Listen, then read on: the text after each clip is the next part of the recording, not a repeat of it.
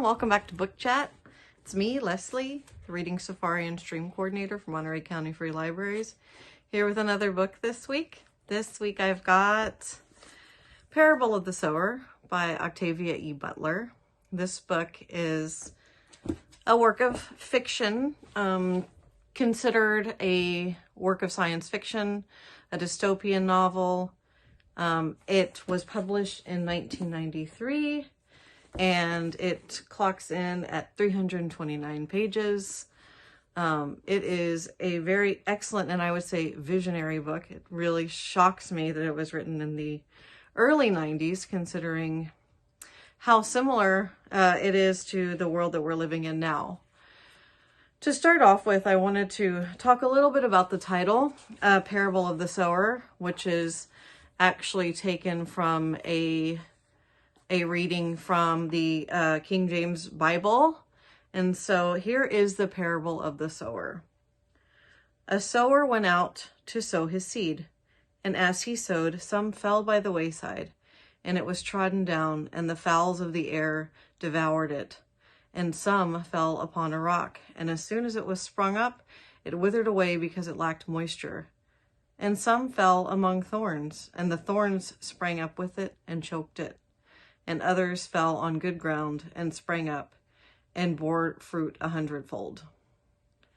So that they don't, Octavia Butler did not put that actual parable in until the very end of the book.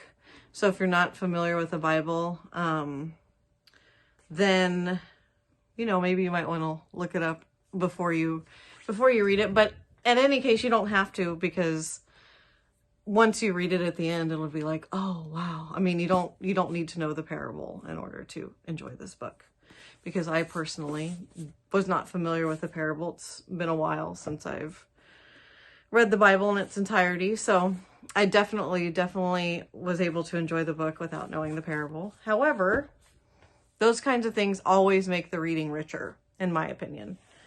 So a little bit about this. I'm going to read the back of it because I love how succinct of a summary it is. So I'm just going to read that to you. So it says, when global climate change and economic crises lead to social chaos in the early 2020s, California becomes full of dangers, from pervasive water shortage to masses of vagabonds who will do anything to live to see another day. 15-year-old Lauren Olamina lives inside a gated community with her preacher father, family, and neighbors, sheltered from the surrounding anarchy. In a society where any vulnerability is a risk, she suffers from hyper-empathy, a debilitating sensitivity to others' emotions. Precocious and clear-eyed, Lauren must make her voice heard in order to protect her loved ones from the imminent disasters her small community stubbornly ignores. But what begins as a fight for survival soon leads to something much more, the birth of a new faith and a startling vision of human destiny. So, if that sounds awesome, it's because it is. So, first of all, this book is 329 pages. You can fly through this book. I mean, if you're anything like me, I get totally obsessed, and I did get totally obsessed. I flew through this book. It is very easy to read. The language is very concise, very clear. And the world inside this book, so first of all, it's set in the 2020s. Like it said, it's set in the 2020s, where we are now. It starts in 2025. And the world of this novel is not hard to envision at all. And that is part of what makes the book so good, is because it's like looking into a mirror from where we are now, which is, works great, makes for a very, very strong dystopian novel. But when you're kind of living on the edge of a dystopia yourself, it feels, eerie and mildly terrifying. I'm just going to go ahead and admit it.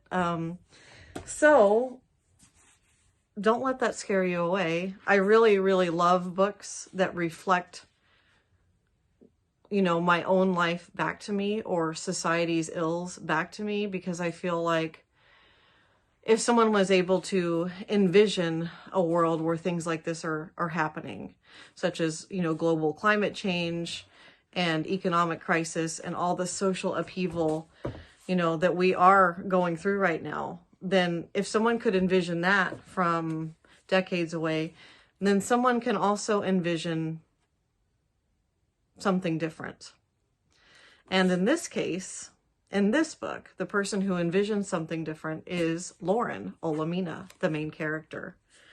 And she is extremely young when this book takes place. She's 15. I think the book ends when she's 18. And she ends up kind of on this journey. She has to leave. Once she leaves her neighborhood, she ends up on this journey heading up California.